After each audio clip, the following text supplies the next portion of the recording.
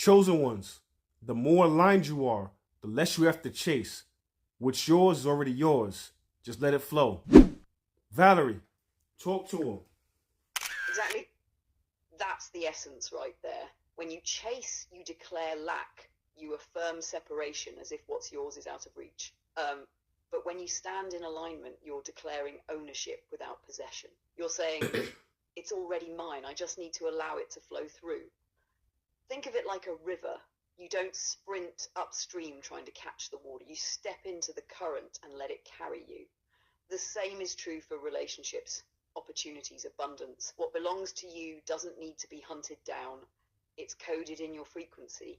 And once you shed the blocks, it flows. That's why alignment is power. Because when you embody what you're seeking, you magnetize it. You stop begging the universe, and instead, the universe recognizes you. Conversations are very important, right? But the most important conversation you can have is the one with yourself. Even more important conversation you can have is the one with your shadow self. So when you say you need something, what you're really telling yourself is that you don't have something.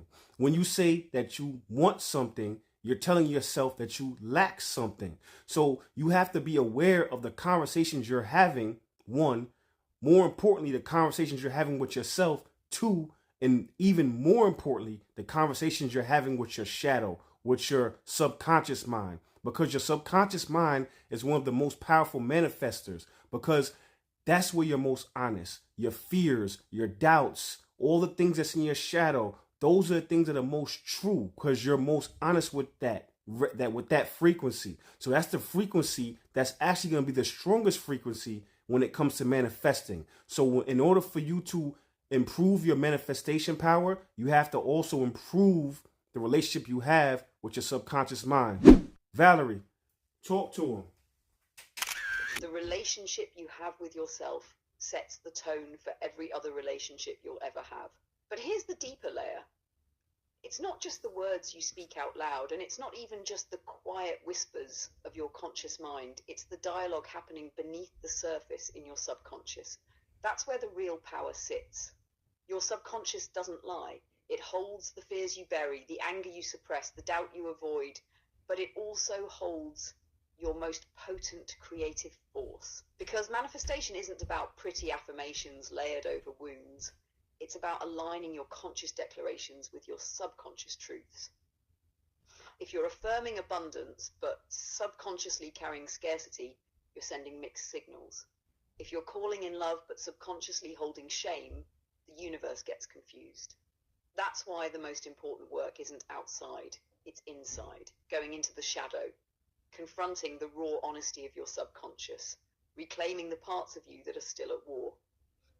When you integrate that, when your conscious self and subconscious self are speaking the same language, you become unstoppable. That's when your manifestations stop getting scrambled and start coming through crystal clear. The universe responds to who you are, not who you say you are. I'm going to say that one more time. The universe responds to who you are, not who you say you are. So when you chase, you're saying that you're one thing, but who you are is something totally different. You're sending mixed messages to the universe. And more importantly, you're sending mixed messages to yourself. If you are the universe in human form, when you lie to yourself, you lie to the universe. That's why the manifesting isn't happening, because you're not in sync with yourself. You're more powerful than you would ever believe. You're a chosen one. You don't chase. Valerie, talk to him. Exactly. And that line is everything. The universe responds to who you are, not who you say you are. When you say one thing with your mouth but live another way, your life reads the live version. Your habits, the little choices you make at 2 a.m., the way you treat your money, the boundaries you refuse to hold, those are your broadcast. The universe just tunes into that frequency. So if your words say abundance, but your wallet, your schedule, and your relationship whisper scarcity, the signal gets scrambled.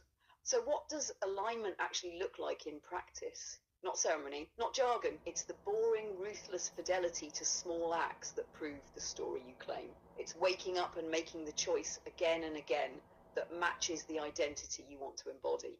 It's the micro integrity, showing up on time, paying your bills, saying no when you need to, honoring a practice even when it's inconvenient. Those tiny, consistent pulses build a new nervous system. They rewrite the subconscious script. And there's another layer people miss. Embodiment beats affirmation every time. You can chant until you're hoarse, but until your body, your appetite, your sleep, your posture, your speech, and your internal narration all align, you're just planting seeds in empty soil. Embodiment is the soil. And on that note, if you made it to this part of the video, I appreciate you. What you need to do next, if you found us on TikTok, go follow me on YouTube. The reason why you want to do that is because we do deep dives every Sunday, and we break down and decode the matrix. If you found us on YouTube, go follow me on TikTok. My name is Omarvelous 456. You can find me that way. Thanks again. I appreciate y'all. Look forward to seeing y'all during the live that we do on Sundays. And on that note, stay tuned.